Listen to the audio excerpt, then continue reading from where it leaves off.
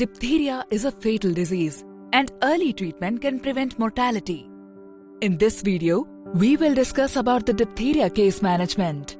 Diphtheria case management consists of isolation of patient, sample collection, antibiotics therapy, administration of diphtheria antitoxin, supportive measures and immunization as needed during convalescence. After diphtheria is suspected, patients should be kept in strict isolation.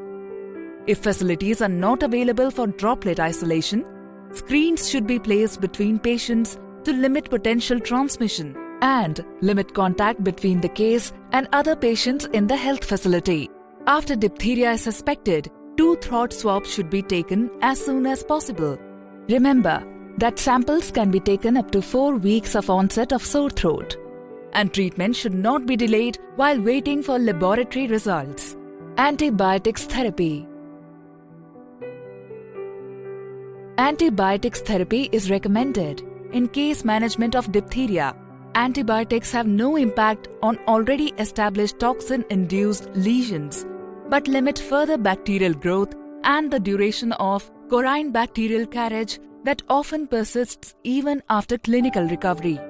Patients who can swallow erythromycin 40 to 50 mg per kg body weight per day in 4 divided doses, maximum 2 gram per day, orally for 14 days, or azithromycin 10 to 12 mg per kg body weight once daily, maximum 500 mg per day, orally for 14 days.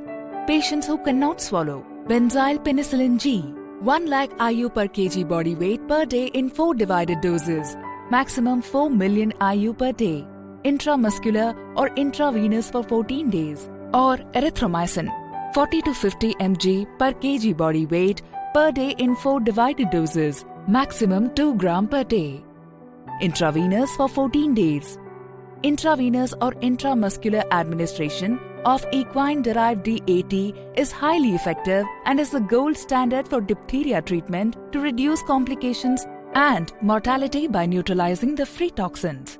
DAT should be administered as soon as possible after disease onset, preferably intravenously in serious cases. Antitoxin dose should be mixed in 250 to 500 ml of normal saline and administered slowly over 2 to 4 hours, closely monitoring for anaphylaxis. Recommended dose is the same for adults and children.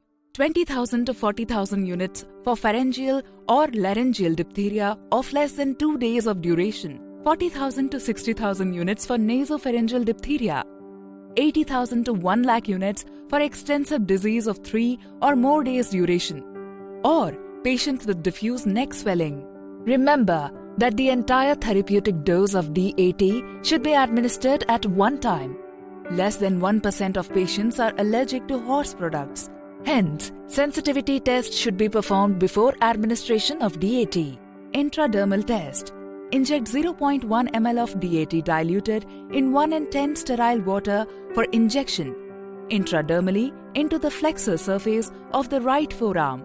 Inject an equal amount of sterile water for injection as a negative control on the flexor surface of the left forearm. A positive test is a wheal with surrounding erythema at least 3 mm larger than the negative control test. Read at 30 minutes. In case of negative skin test, the treatment may be started. In case of positive skin test, diphtheria antitoxin may be administered after desensitization and or under the cover of anti-anaphylactic drugs. Supportive management of complications with particular attention to the airway and cardiac manifestations are an important part of case management.